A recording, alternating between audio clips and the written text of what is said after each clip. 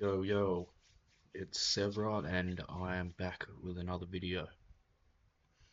So today I kind of just wanted to show you guys like how I mix track and master a track when I feel like it's ready to release. Before I start though, like by no means am I professional or anything of the sort, but these are just tips and stuff that I've learned myself from YouTube and just using FL Studio for such a long time. And hopefully you might find some tips and tricks on this. And I'll try and find one of my older tracks to give an example on. Um, and yeah, if you do find this helpful, please leave a like and subscribe. And I also do apologize for the poor mic quality. I'm just using my headset mic at the moment, so hopefully in editing I can make it sound a bit better. But I just want to start off with the plain, just a default thing here with nothing on it, just to show you guys um, what you do in the mixer. So generally you'll have all your sounds on the side here, like your patterns and things like that. For example, I'll just add uh, just a random sound, and let's say this is in the track and I'm happy with all the sounds. I'll come here and I'll I'll make sure it's actually somewhere in the mixer. So let's put it on mixer 5 for example, and I'll bring every sound that I have, every single sound, and I'll bring them down to about 12 decibels here, or negative 12 decibels. So if we just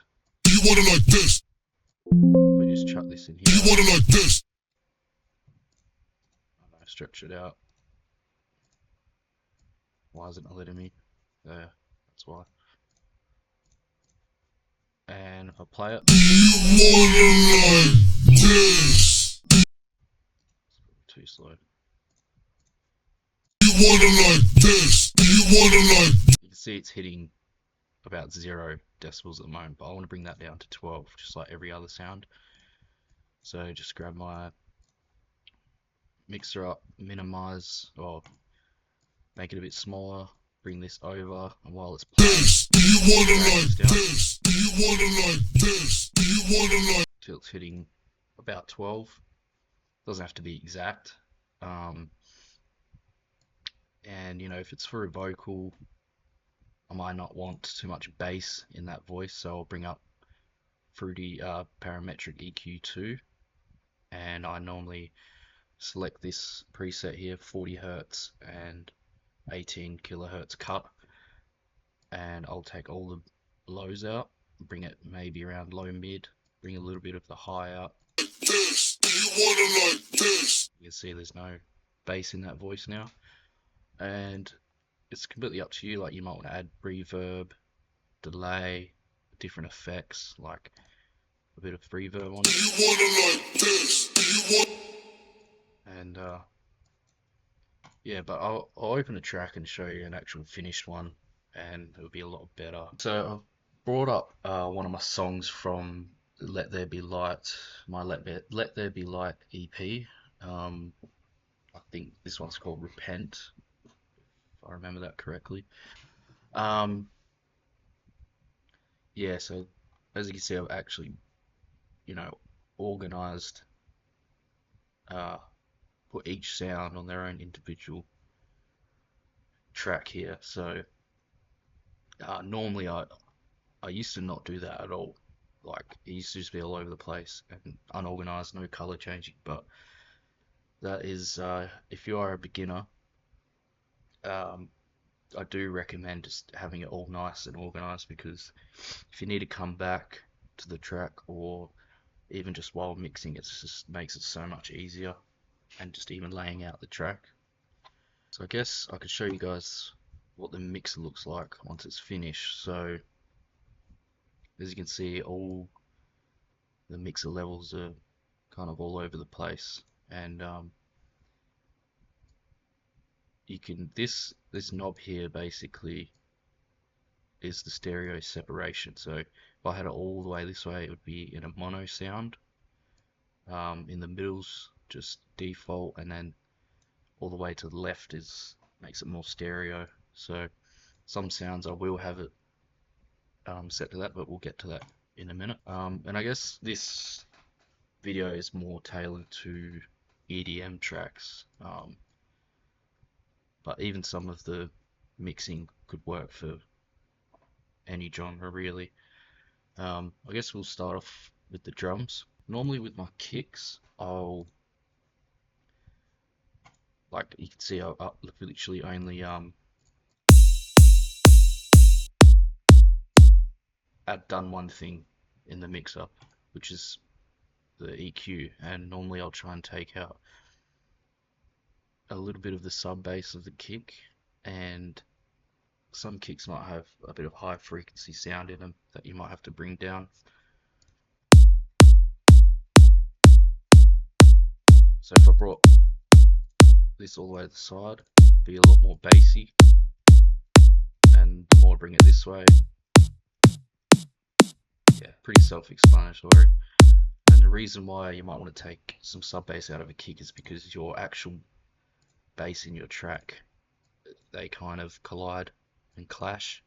So even with the bass in the drop sounds like this. Where is it? This one here.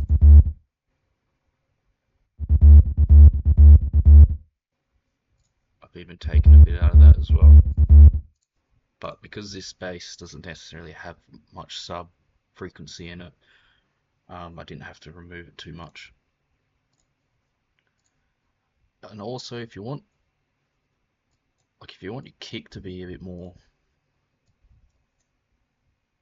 punchy, a bit louder, you can just use Fruity Soft Clipper um, if you wanted to, which you know you can bring these levels up and maybe add a limiter to it. And but I sometimes will use something called Cymatics Diablo, which I think is free on the Cymatics website. I'm not too sure, but I'm pretty sure it is. So I can make this kick a lot more louder,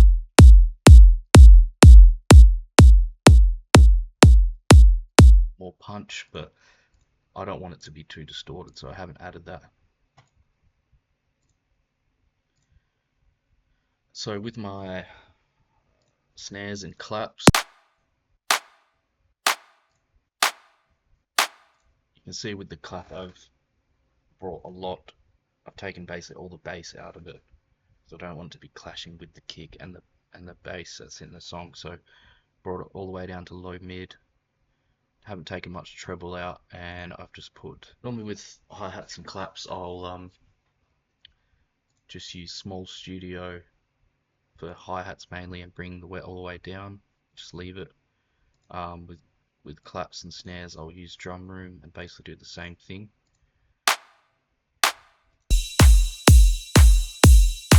So the ride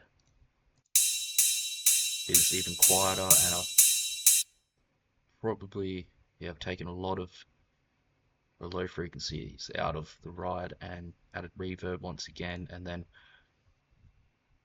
sometimes like rides and some hats have real high frequency to them and they just kind of hurt your ears. So I'll often just mess around with these two, bring them down a bit, and I've obviously bring that down. I don't know why, probably just sounded good. Um, and another thing is like I mix and master just in my headphones generally. I'll finish the track with my headphones on and then I'll play it through my speaker that I have, which isn't professional studio speakers or anything like that, but I can then tell how loud it is and how much bass is in it in the speaker, and then after that I'll probably just do the classic car test and if it sounds good, I'll keep it. If it doesn't, I'll come back to it, and I know what to fix. Okay, so we've gone through kick and claps and snares and hats. This is the melody for the intro, which you hear here, which is really a pretty simple melody that I've drawn out here. Like, I don't record my sounds live. I always just draw them in. I might play something on the keyboard, and then if it sounds good, I'll just draw it in. But I'm trying to play live more now just to get the practice for it. And with a sound like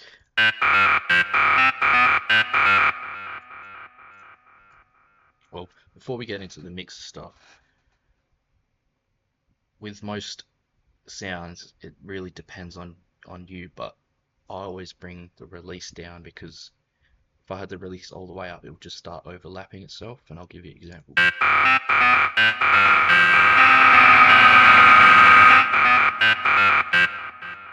So yeah, having the release down helps, and also the attack is it's kind of like the volume. Um, Basically fading in from the start of the sound. So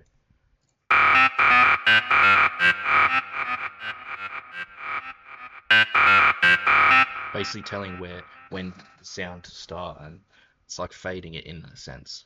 And as I said, I'm not professional, so I don't know how to explain these in professional terms, but yeah, I think you get the idea. And you've just got, I mean, I kind of know what these do, but I don't generally mess around with these. Um, I might play with the filter, like if I want to bring an automation clip in, and I want it to have a low pass for a bit and bring it up, I'll use that.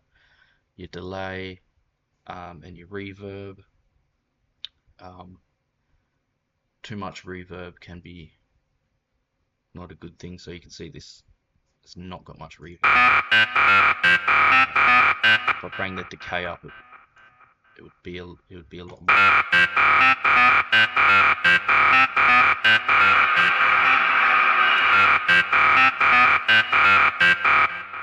But you might use decay during maybe like a build up to a drop. You'd slowly bring the decay up and have a high pass or something on as well just before the drop. That's sometimes what I do.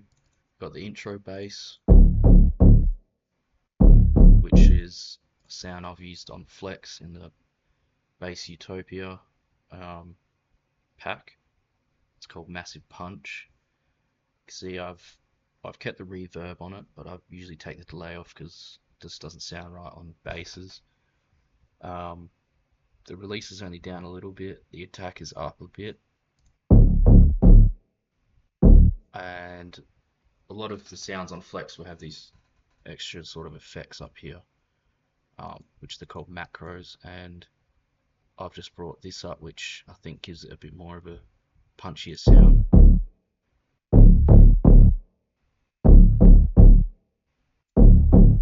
But as you can see, I've only brought it up slightly. And same with the other bass, I've just put parametric EQ on, taking the sub out a little bit, the treble, and that's about it. I do apologize if I'm going a bit quicker, I'm not explaining things too much. I haven't really done much tutorials, but generally with the kicks, it's kind of just universal. Um, Depends what sound you're going for, really. Like you might want your intro kick to be high pass, so you just add a high pass filter. Um, Hats are generally pretty high frequency, so you might want to bring that down a bit if it hasn't already been um, mixed. And your claps, try and, you might want bass in your snare, so you can bring that down a little bit. But normally I try and, if it's a clap, I'll bring the bass out and mess around with the highs. And normally you have your clap or snare a bit quieter than your kick if it's a kick that's going on top of the clap. Or if it's a nice loud snare and you don't need the kick on top, you could just have the same volume. and it is personal preference at the end of the day. Um, but I thought we'll come up to the build of the song and I can explain maybe the automation and these effects that I have. So you can see I made a channel for the effects, and this one is sounds like this, which is just a random effect I added. And to keep people sort of interested, like see songs just not completely boring, you might add like a reverse effect or something to keep the anticipation. So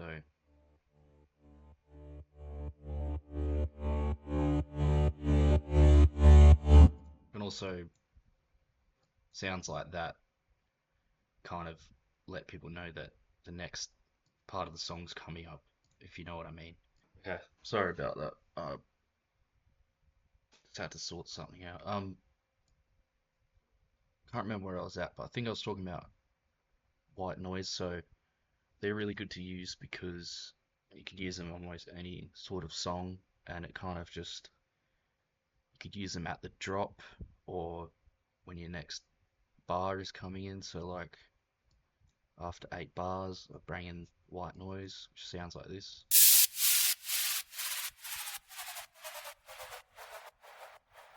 And again, it's personal preference if you want to add like a side chain effect. I normally use this plugin called Effector, and it's called Trans, which I think is transient. Actually, I have no idea. I think I just made that up. It's basically a side chain, and have it out of 1-to-1 ratio. So that's as far as my knowledge of explanation goes, but it sounds good. And I think I've got the other same tonal reverse here. This one is a reverse crash.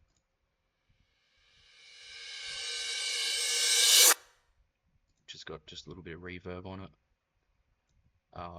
This is a riser, which is kind of just builds anticipation once again. Sounds like this.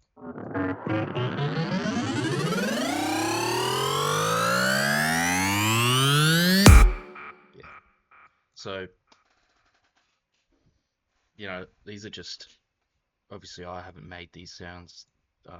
These are from sample packs. Some that I've had for ages, and some new ones. Here's the reverse crash again. Right on the build up where it starts, I've added this kind of sub bass noise. It's called an impact, but it's got bass to it, which I thought just sounded good. And another riser during the build up.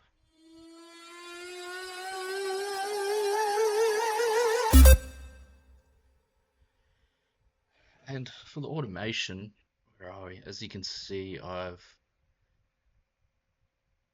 added a cutoff for sound.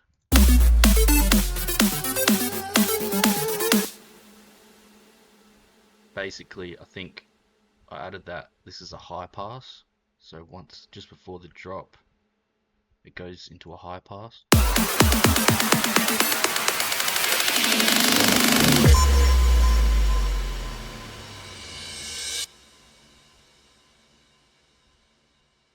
And also, I've added another automation here for roast beat.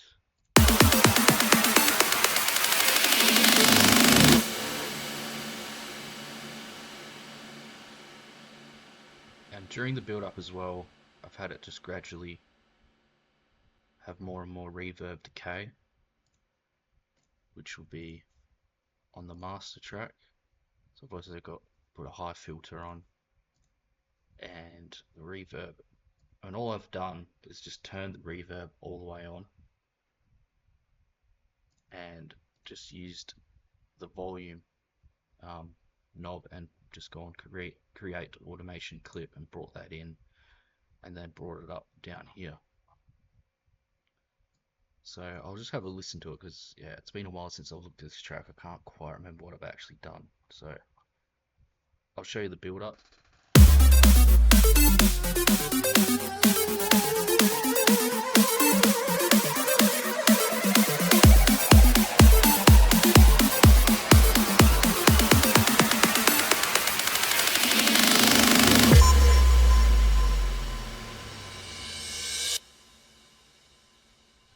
Also, another thing that I've done is one of the sounds that I've actually used in the drop, I've put in the build up and slowly brought the volume up, which kind of is like giving people like a teaser of what's about to come. So that's what this sounds like.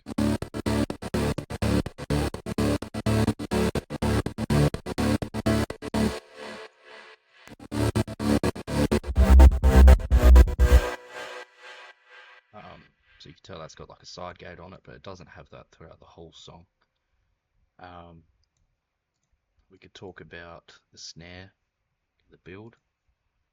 So it's just a simple every beat, and then it gets a bit quicker, and then I've added a kick on top of that.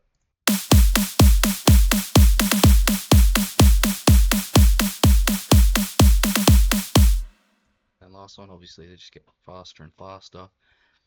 And you might even want to add a pitch. You might want to raise the pitch of the snare as it's building up as well.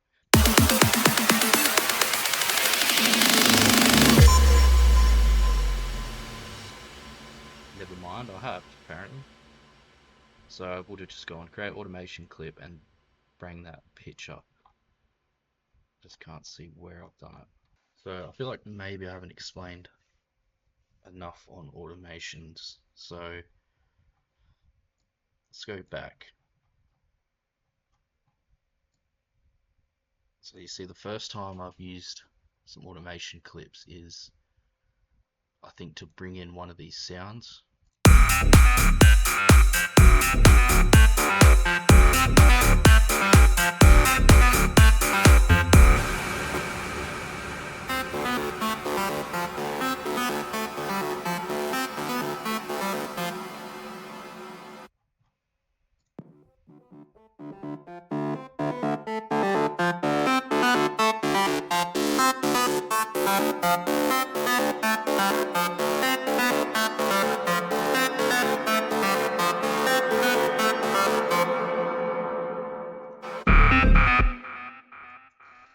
So essentially what I've done is this sound here, backup melody, I've slowly bring it from a low pass, or is it high pass?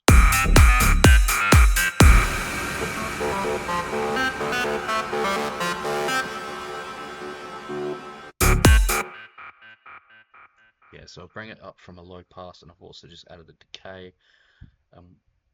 Once it's actually built up, I've bring the decay down, and I've brought the filter back down as well,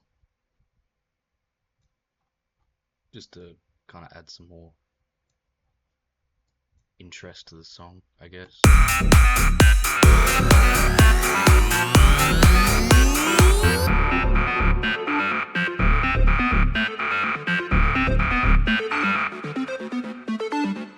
Then I've just got this kind of background synth going at the same time.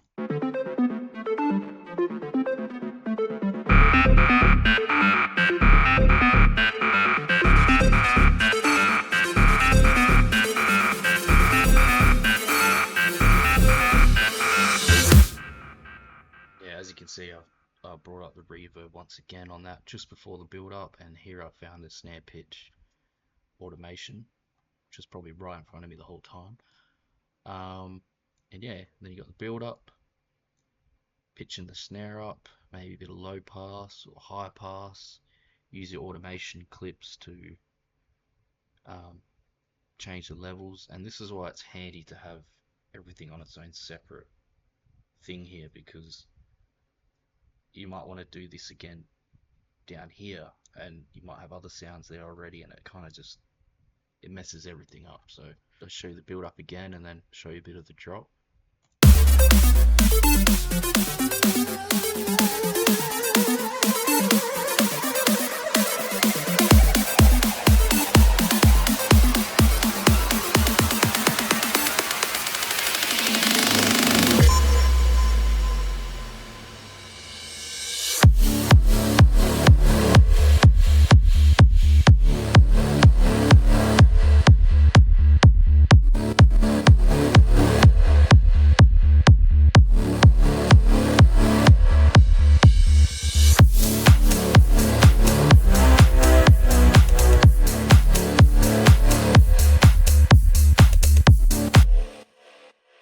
For the second part of the drop, I've just added a top loop from a sample pack, which sounds like this.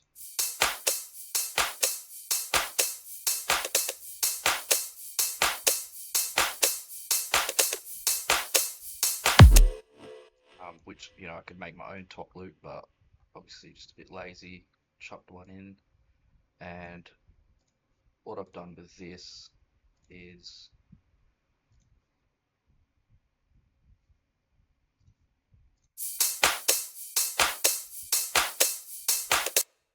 some top loops might have a lot of bass in them, so you can just cut that out. And I've just added reverb. I think I would have used drum room for that. And then another EQ just to bring a little bit of the high frequencies down. So as we get over to the second build up, there is really not much difference at all, except on this second drop I brought like a vocal in, and I'm slowly like fading it in during the build up.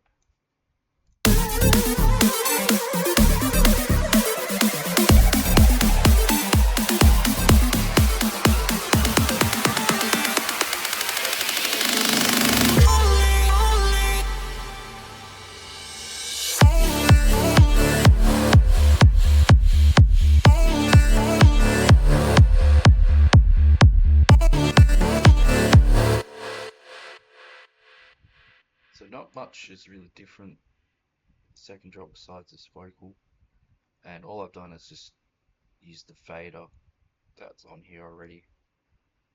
That's not it, but like this, to just slowly fade it in, sort of teasing it during the build up. And then I've also added like a trance gate and panning, so it's going left to right in your ear.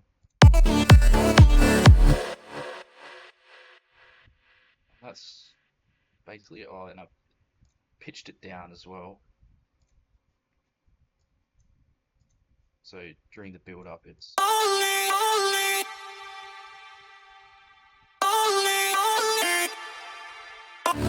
at normal pitch, and then as you see, I brought it down 500, negative 500 cents at the actual drop.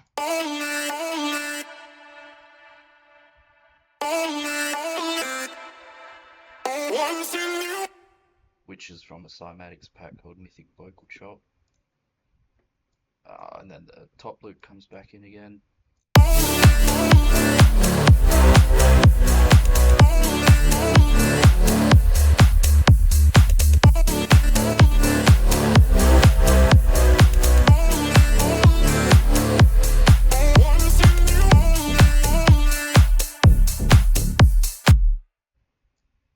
And in the outro, I've actually used the bass from the intro as the outro and just kept the vocal and the top loop going. And if you're wondering what this automation's for, that's actually for this sound here. I've just right clicked and done automation clip for this effect here, which sounds like this.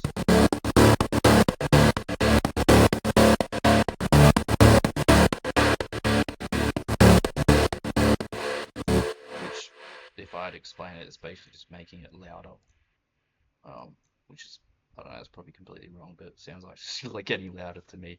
So I've slowly brought that up, and then it comes back down, and then it's just repeating that.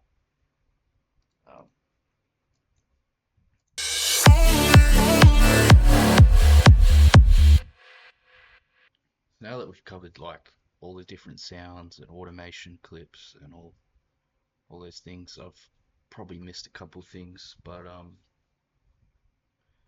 as I said in the start of the video, once I've laid out the song and how I want it to be, I'll bring all those sounds down to -12 volume before I even touch the actual volume on the mixer. That's the first thing I'll do, and then I'll go through each sound individually and do all the EQ on them and add the effects I want. And that's probably the most time consuming part, but it's definitely what you need to do because you don't want certain frequencies just making it sound all muddy, and you want it to sound crisp and clean. Once I've done that, I'll actually listen to the track in mono, which is a tip I learned from another video a long time ago.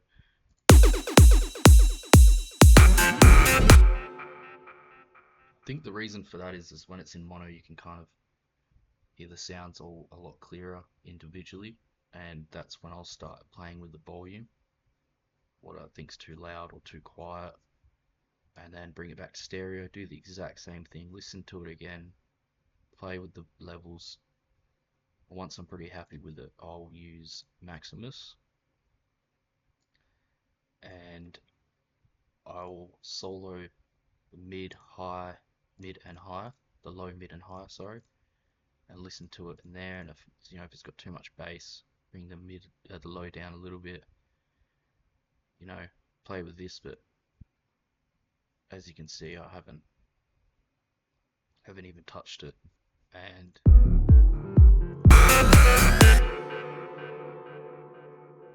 but if I'm happy with that, I normally bring the gain up to about 6 decibels just to bring the volume of the whole thing right up. And then once you've done that, you might find it's clipping up here.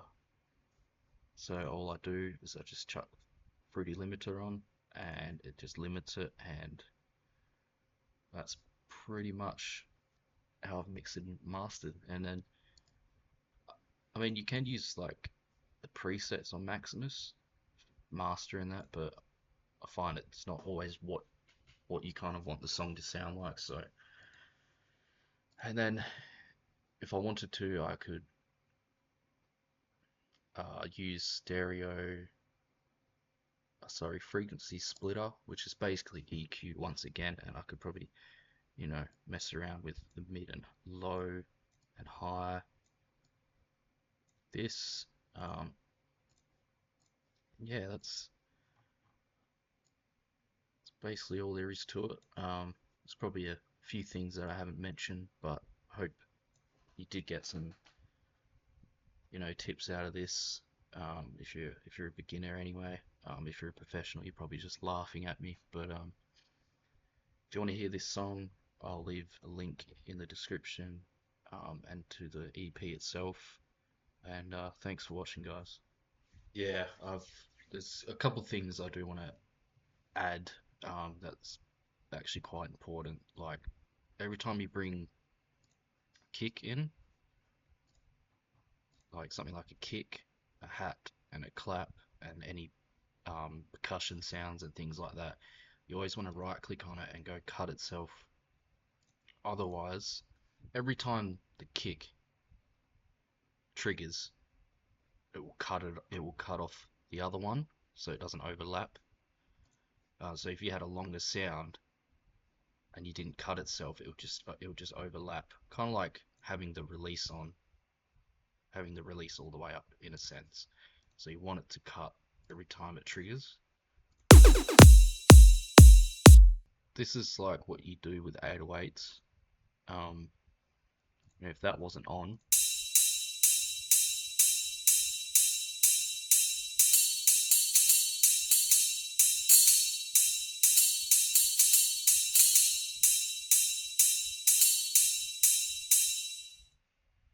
probably not the best example, but it basically is just overlapping itself, and you use this envelope here and you basically just turn every single one down, but turn the hold all the way up, and that's really good for 808s. So yeah, basically just make sure to go cut itself if you're using kicks, claps, snares, hi-hats, percussion, and all those sorts of things. And another thing is Gross Beat is also a really good plugin if you want like a gate noise, or like they've got so many different sort of presets you can use for different sort of sounds, like a scratches,